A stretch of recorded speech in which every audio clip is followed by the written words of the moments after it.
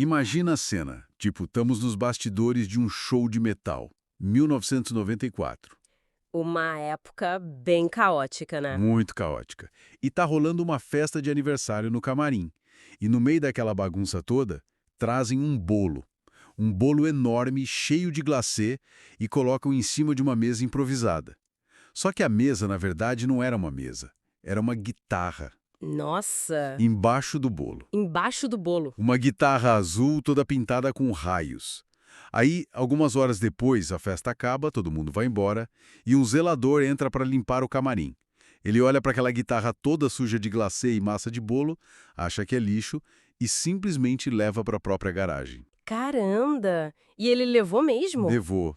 Aquela guitarra esquecida só foi devolvida depois de um apelo nacional na MTV, com direito a recompensa em dinheiro e tudo. Aham, eu lembro dessa história. E o grande detalhe da história é que esse lixo, entre aspas, era o instrumento que estava redefinindo o som do heavy metal no mundo inteiro. É o tipo de causa absoluto que parece seguir os grandes ícones, não é? E é um ponto de partida perfeito para nossa exploração de hoje. Exatamente. Bem-vindos a mais uma imersão. Hoje, a nossa missão é decifrar a alquimia exata. Tipo, os equipamentos, as afinações exóticas, a técnica física brutal, tudo que construiu o som inconfundível de Dimebag Darrell, o lendário guitarrista do Pantera. E para montar esse quebra-cabeça, temos um material riquíssimo aqui na bancada para os nossos ouvintes. Sim, a gente mergulhou fundo. Temos manuais técnicos de pedais de efeito da Dunlop, diagramas de palco da época, entrevistas detalhadas com o técnico de guitarra de longa data dele, o Grady Champion, e fomos até em fóruns de fãs e análise de teoria musical. É muita coisa. Demais. E eu confesso que, ao olhar tudo isso, parece menos um manual de música e mais o diário de um cientista maluco. O que é fascinante aqui é que o Dimebag contrariou quase todas as regras de ouro da guitarra nos anos 90. Existe aquela expectativa tradicional, sabe? A de usar valvulado? Isso! Usar um amplificador valvulado clássico, levá-lo ao limite para conseguir um som orgânico e quente. O Dimebag pegou essa tradição, rasgou em pedacinhos e transformou equipamentos que eram rejeitados pelos puristas numa máquina de fazer barulho cirurgicamente controlada. Mas antes da gente começar a dissecar cabos e frequências, acho vital entender o tamanho do impacto dessa sonoridade para quem nos ouve. Lendo os fóruns, fica muito claro como o Pantera polarizava as pessoas. Aham, é um debate bem intenso. Muito. Tem uma discussão muito boa que encontramos entre dois fãs. Vamos chamá-los de César e Juliana, para ilustrar as duas visões. O César defende com unhas e dentes que o Pantera definiu o metal daquela década por causa do tal groove metal. Aquele peso bem focado no ritmo. Exato. Era aquele peso absurdo da bateria do Vidi Paul e do baixo do Rex, trancados num ritmo quase industrial, com o vocal cru do Phil Anselmo por cima de tudo isso. E por outro lado, e aqui é importante manter a total neutralidade só relatando o debate, a Juliana traz um ponto muito discutido pela crítica. Ela argumenta que a fórmula da banda A do riff pesado? é um riff muito pesado, um vocal berrado, uma pausa e depois a repetição de tudo.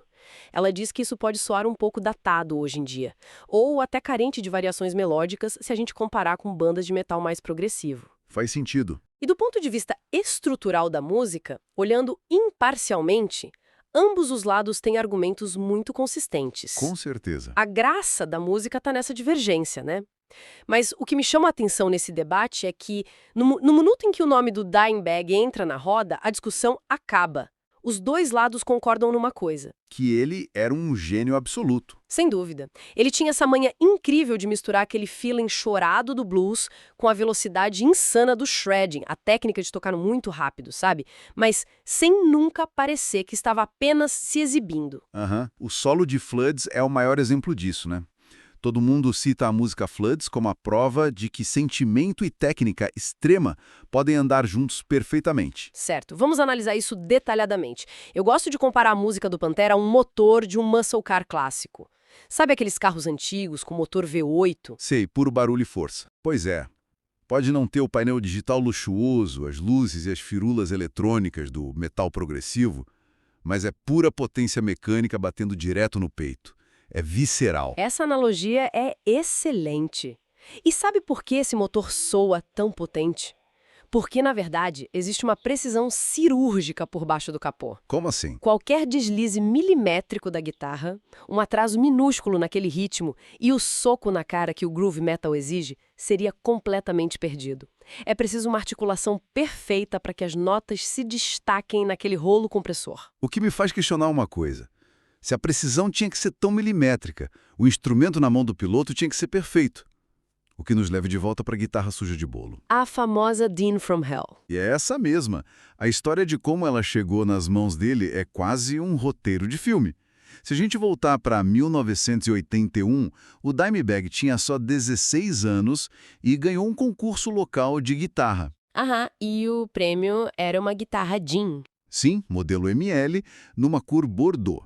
Só que por uma ironia cômica do destino, no exato mesmo dia, o pai dele tinha dado de presente uma outra guitarra Dean, só que modelo Sunburst. É um problema muito bom para um adolescente ter, convenhamos. Um problema excelente. Só que a cabeça de um garoto de 16 anos funciona de outro jeito, né? Ele não queria duas guitarras. Ele queria comprar um carro. Ah, claro. Mais especificamente um Pontiac Firebird amarelo. Então o que ele faz? Vende a guitarra Bordeaux, que ganhou no concurso por $600, para inteirar o dinheiro do carro. A ironia cósmica disso é fantástica. É bizarro.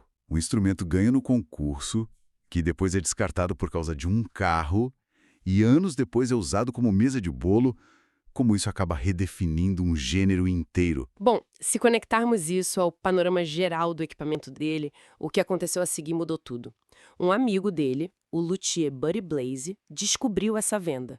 E o Buddy sentia que aquela guitarra específica precisava ficar com o Dimebag. Ele tinha um pressentimento. É, tipo uma intuição. Então ele foi lá, comprou a guitarra de volta em segredo e decidiu fazer umas modificações pesadas no ateliê dele. Foi aí que entrou a famosa pintura azul com os raios. Exato. Mas a pintura era só estética, sabe? A verdadeira mágica estava nas peças. Ele instalou uma ponte flutuante Floyd Rose e, crucialmente, trocou os captadores. Na ponte, ele colocou um captador chamado Bill Lawrence L500XL e no braço, um Seymour Duncan 59. E aí ele devolveu de surpresa? Devolveu numa caixa. E foi essa guitarra modificada que gravou álbuns clássicos como Cowboys from Hell e Vulgar Display of Power. Esperei, deixa eu fazer o papel de advogado do diabo aqui rapidinho. Um Seymour Duncan 59 é um captador feito para ficar perto da ponte da guitarra, certo? Ele tem uma pegada bem clássica de rock antigo. Por que alguém colocaria ele no braço de uma guitarra de metal extremo? Isso não deixaria o som meio embolado? Essa é a grande sacada do equipamento. Ao colocar esse captador clássico na posição do braço, ele conseguiu uma mordida gorda e quente, que era perfeita para os solos cheios de feeling de blues que ele adorava tocar. Ah, então dava um contraste com um som mais agressivo. Exatamente, um contraste maravilhoso. Mas o grande diferencial da agressividade mesmo vinha do captador da ponte, o Bill Lawrence. Porque em vez de usar polos magnéticos individuais, sabe, aqueles pequenos cilindros de metal debaixo de cada corda, Sei, os tradicionais. ele usava duas lâminas contínuas de aço inoxidável. E me diz uma coisa, qual a diferença prática disso para quem está ouvindo o disco? A diferença é brutal durante os solos. Quando você estica a corda num bend extremo com captadores comuns, a corda meio que sai de cima do polo magnético e o volume do som cai um pouquinho. Dá aquela falhadinha. Isso. Com o sistema de lâminas, o campo magnético é uma parede contínua. A corda pode ir para qualquer lado e o volume do ataque se mantém cristalino, mesmo sob distorções absurdamente altas. O ataque da palheta fica muito articulado. E olha, aqui é onde a coisa fica realmente interessante. Porque ter a guitarra cirúrgica é apenas o ponto de partida, certo? O sinal sai pelo cabo e precisa ser amplificado. E foi aqui que o Dimebag chocou os puristas. Cometeu o pecado capital do mundo da guitarra. Todo músico consagrado da época venerava os amplificadores valvulados pelo som quente. Dimebag ignorou tudo isso e foi usar amplificadores de estado sólido, os Solid State. Sim, e especificamente ele usava um cabeçote Randall RG-100IS. Que, ironicamente, ele também tinha ganhado num outro concurso. É muita sorte. Verdade. Mas ele abraçou completamente esse formato porque não procurava um som suave. Ele queria um timbre Próprio, um som frio, sujo e abrasivo. Ele mesmo descrevia como o tom motosserra. E o processo que ele usava para chegar nessa motosserra é falando. Próprio, um som frio, sujo e abrasivo. Ele mesmo descrevia como o tom motosserra. E o processo que ele usava para chegar nessa motosserra é, falando sério, uma loucura. Para criar distorção, ele usava uma configuração de equalizadores em cascata que não faz o menor sentido lógico. É bem pouco ortodoxa. Total. O sinal da guitarra entrava primeiro num equalizador da MXR de 6 bandas, aí ele configurava os botões num formato de uma cara de bravo, o famoso frown face. Ou seja, ele jogava as frequências médias lá para cima e cortava os graves e agudos. O que sozinho gera um som muito anasalado, bem estridente. Só que aí, o sinal entrava num segundo equalizador paramétrico da Furman e esse pedal fazia exatamente o oposto.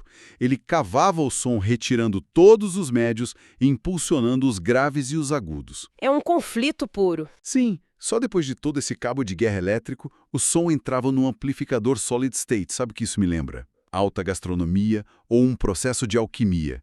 Você pega um prato complexo, salga a carne num passo quase estragando, depois joga uma acidez violenta no outro e adoça no final.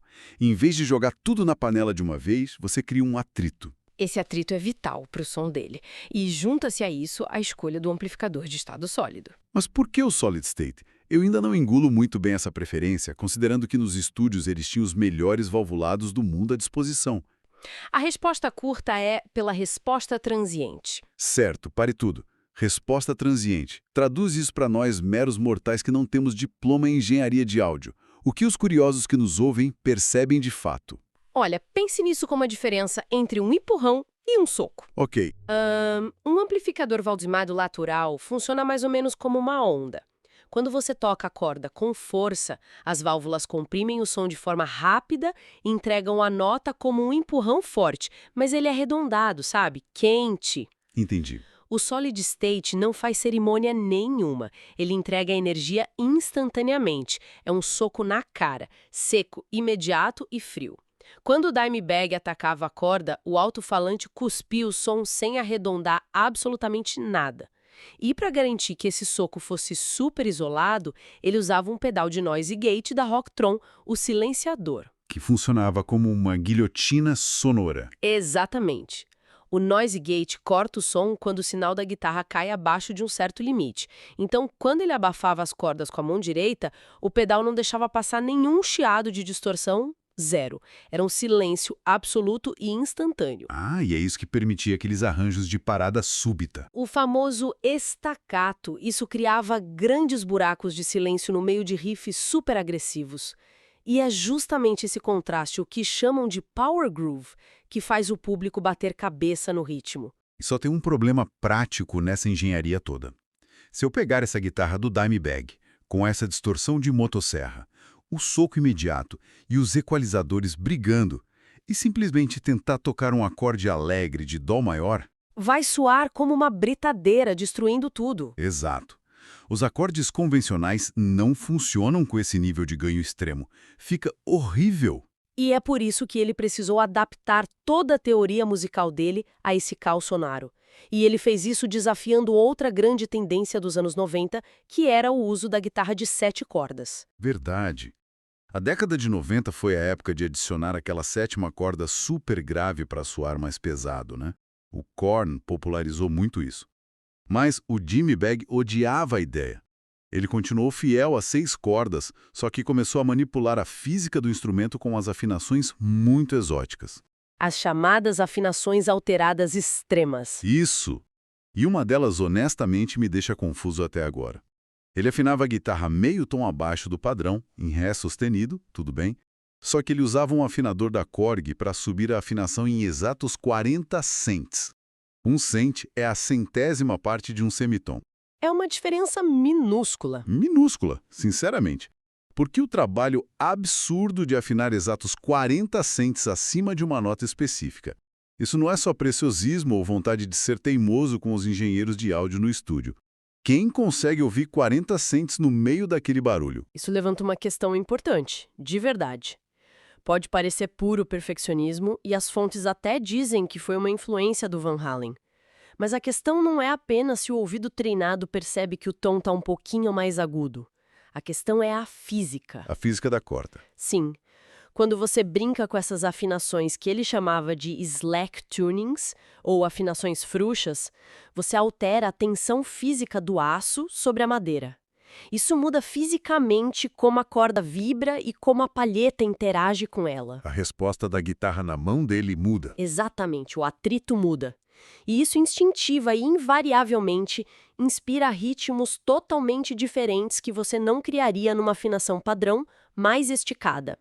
E depois ele foi além, desceu a guitarra inteira a um tom completo, ou usou o drop D um tom e meio abaixo, como no álbum The Great Southern Tranquil. Então, o que tudo isso significa na hora de compor as músicas? Significa que ele navegava por essas afinações abismais usando notas que a teoria tradicional diria que estão erradas. As notas fora da escala. Isso. Ele usava extensivamente notas cromáticas, tipo tons de passagem, e notas totalmente fora da escala, como a nona bemol, a terça maior sobreposta num acorde menor, e adorava a quinta bemol, o famoso trítono.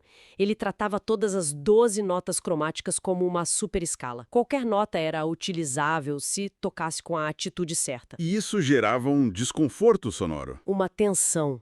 Uma tensão que soa implacável e bem sombria, e combinava perfeitamente com o amplificador. Eu acho a matemática disso tudo, os cálculos de notas e equalização, vital. É um projeto de gênio. Mas, e essa é a grande virada, tudo isso se desmorona como um castelo de cartas se a interação humana com a madeira e o aço não for brutal e expressiva. O equipamento não toca sozinho, né? E o controle físico dele era assustador, uma relação bem brutal com o equipamento. Ele chamava essa técnica de tocar Texas Style, o estilo texano.